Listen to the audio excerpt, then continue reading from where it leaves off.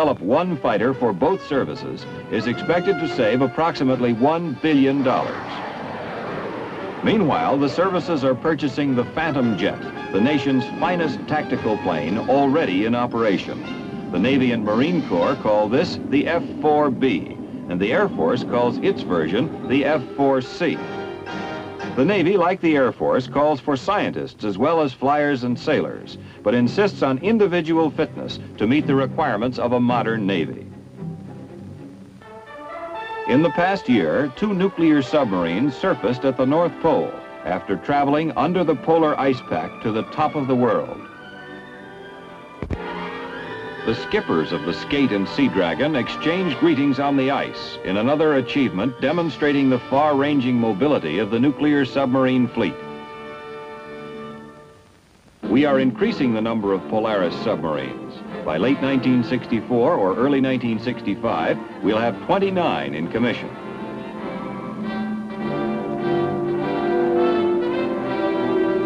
Two crews, the Blue and the Gold, alternate on these subs, going out on undersea patrol for 60 days at a time.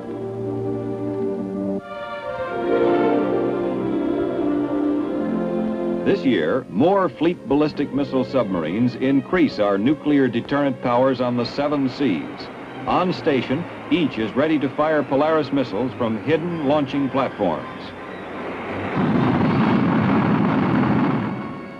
Today's surface Navy includes nuclear-powered ships like the aircraft carrier Enterprise, now in full operation, the cruiser Long Beach, and the guided missile frigate Bainbridge. The USS Albany, firing 3 missiles simultaneously, represents a sizable force of cruisers armed with 1 or more types of missiles.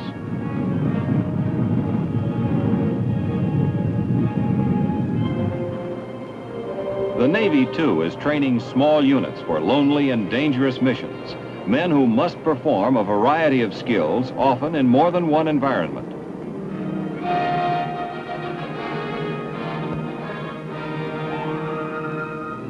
Like the guerrilla soldier, the frogman on an underwater demolition team must prove his ability and courage during a long, extensive, and difficult period of training.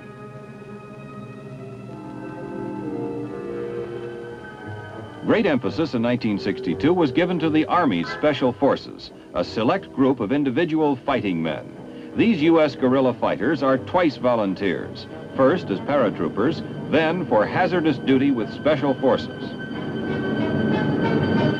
They have been trained, retrained, and cross-trained. They can do everything from parachuting behind enemy lines to teaching school to killing sentries with the heel of their hand. Knowledge and techniques in guerrilla warfare are being shared constantly with our partners in this hemisphere. In the Canal Zone, the Caribbean Command holds a conference of American armies attended by officers from various Latin American countries.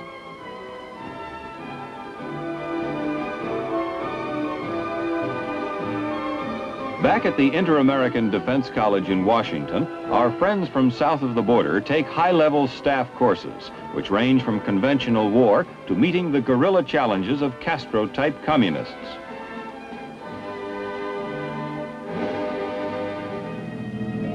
In Asia, in South Vietnam, we are learning as well as teaching. Here, communist infiltration and subversion still are seeking to destroy South Vietnam with guerrilla hit-and-run warfare.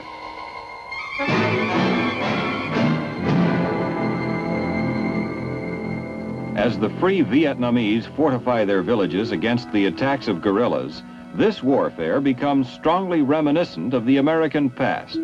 Then, as now, isolated communities in danger of sudden attack were forced to protect themselves. Once more, fighting is on a primitive level. The techniques are those of the Indian fighter, the scout. Move silently. Use the concealment of woods, swamp, or jungle. Strike fast and hard.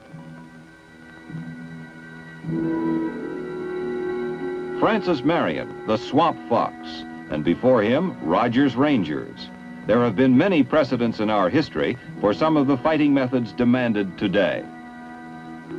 Guerrilla warfare is a new challenge, but an age-old technique. Like the warrior of yesterday, the individual fighting man of today must be ready for anything at any time.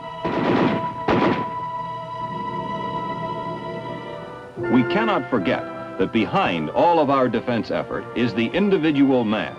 In guerrilla warfare, no machine can replace his judgment, his courage, or his will to win. In the peaceful exploration of space directed by NASA, the National Aeronautics and Space Administration, the Army, Navy, Air Force, and Marine Corps provide support with equipment, missile boosters, and manpower. Here is Lieutenant Colonel John H. Glenn, Jr. of the Marine Corps, the first American to orbit the Earth, an outstanding space achievement in 1962. All astronauts to date are from the Navy, Air Force, and Marine Corps. While supporting peaceful missions in space, we cannot neglect our military missiles and defense technology on Earth. The Minuteman, which became operational in 1962, has a range of more than 6,000 miles. The latest Army missile for troop use is the Pershing, a shoot-and-scoot missile with a 300-mile range. For every level of conflict, we are maintaining a balanced defense.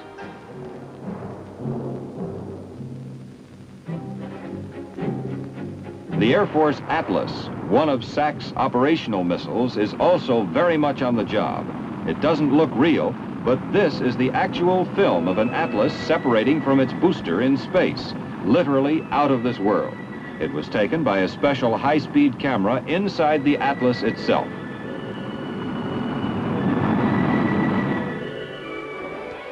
The Commander-in-Chief, in his 1963 message on the State of the Union, sums up our military position. This country, therefore, continues to require the best defense in the world, a defense which is suited to the 60s. This means, unfortunately, a rising defense budget, for there is no substitute for adequate defense and no bargain basement way of achieving it. It means the expenditure of more than $15 billion this year on nuclear weapon systems alone, a sum which is about equal to the combined defense budgets of our European allies. But it also means improved air and missile defenses, improved civil defense, a strengthened anti-guerrilla capacity, and of prime importance, more powerful and flexible non-nuclear forces. For threats of massive retaliation may not deter piecemeal aggression, and a line of destroyers in a quarantine or a division of well-equipped men on a border may be more useful to our real security than the multiplication of awesome weapons beyond all rational need. It makes little sense for us to assail, in speeches and resolutions, the horrors of communism, to spend $50 billion a year to prevent its military advance, and then to begrudge spending largely on American products, less than 1/10 of that amount, to help other nations strengthen their independence and cure the social chaos in which communism has always thrived. The Nassau Agreement recognizes that the security of the West is indivisible, and so must be our defense. There are, in fact, nearly 1 million Americans serving their country and the cause of freedom in overseas posts, a record no other people can match. I think these are proud and memorable days in the cause of peace and freedom. We are proud, for example, of Major Rudolph Anderson, who gave his life over the island of Cuba.